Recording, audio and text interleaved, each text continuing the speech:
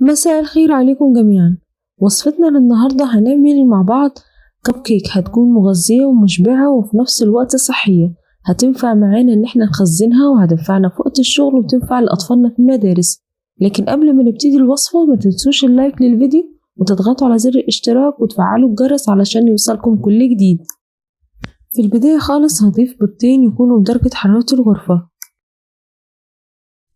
بعد كده هزود عليهم ربع كوباية من السكر البني وتقدروا تستبدلوها بالعسل أو السكر الدايت، وهضيف عليهم معلقة صغيرة من القرفة ومعلقة صغيرة من الفانيليا السايلة أو الفانيليا الخام البودر، وممكن كمان إن انت تستبدليها بمعلقة صغيرة من خل التفاح، ولو مش متوفر عندك تقدري تستغني عن الاتنين. في الوصفة دي القرفة كفيلة جدا إن هي تضيع أي ريحة للبيض. وهنكمل الخفق بالمضرب لحد ما يبقى معايا الخليط كريمي وفاتح. وبعد ما وصلت القوام اللي انا عايزاه هضيف عليهم تلت كوباية من زيت الزيتون، وتقدروا كمان تستبدلوه مع زيت الجوز هند، الاتنين بيليقوا جدا مع الوصفة. بعد كده ضفت عليهم نص كوباية من حليب خالي الدسم، تقدروا تستبدلوه بحليب الجوز هند، حليب اللوز او اي نوع حليب انتوا بتستخدموه. وهنستمر في الخفق لمدة دقيقتين بس تمتزج معايا مكونات، وهنوقف المضرب. بعد كده هنجيب تفاحتين كبار يكون وزنهم نص كيلو، هنقشرهم ونبشرهم خشن زي ما انتوا شايفين بالشكل ده، وهنضيفهم على خليط البيض.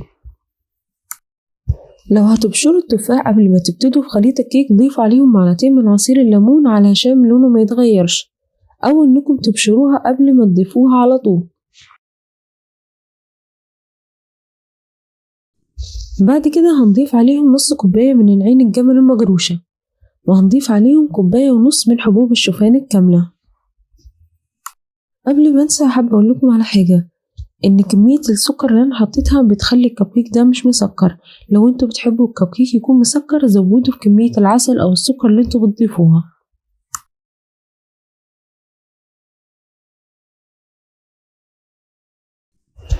وبعد ما قلبت المكونات كويس هضيف عليهم كوباية واحدة من دقيق الشوفان، وهنزود عليهم كمان معلقتين صغيرين من البيكنج باودر، وطبعا ما ننساش رشة الملح اللي هتظهر معايا كل النكهات الموجودة في الكيك.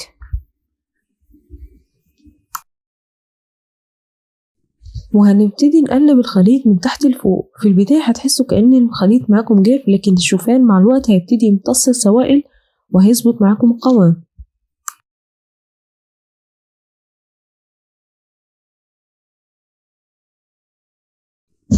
وبعد كده هنحضر معانا الصينية ونوزع فيها خليط الكيك. في الوقت ده يكون الفرن عندي بيشتغل على 180 درجة. الكب كيك هيدخل على الرف اللي في النص، هياخد معانا وقت من 25 ل 30 دقيقة. وبعد كده هنشغل عليه نار الشواية من فوق لحد ما ياخد معايا لون ذهبي حلو زي ما انتوا شايفين بالشكل ده.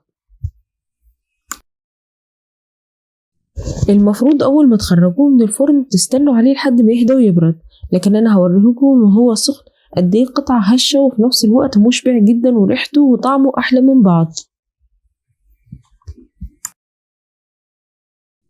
ولو حابين ان انتوا تخزنوا منه بعد ما عملتوا الكمية هتستنوا عليه لحد ما يبرد خالص، وبعد كده هنغلف كل قطعة بالكلينج فيلم، وبعد كده هناخدهم في علبة محكمة الغلق وهنحطها في الفريزر. وقت ما تحبوا هتخرجوا القطعة لمدة نص ساعة، وهنشيل الكلينج فيلم وهنسخنها في الفرن أو في الميكروويف لمدة دقيقتين، وهترجع كأنها طازة ولسه معمولة في نفس اليوم. والكلام ده مش بيتطبق على نوع الكب كيك ده بس، لأ بيتطبق على كل أنواع الكب كيك، وبيتطبق على أي نوع كيك انتوا عملتوه وتقدروا تغلفوه بنفس الطريقة اللي قلت عليها وتحتفظوا بيه في الفريزر. وكالعادة المقادير كاملة هتلاقوها في صندوق الوصف تحت الفيديو. لو عندكم أي استفسار بخصوص الوصفة سيبولي في الكومنت وأنا هردها عليكم. ومتنسوش تدعموني باللايك والشير وتشتركوا في القناة. أشوفكم على خير في فيديو جديد.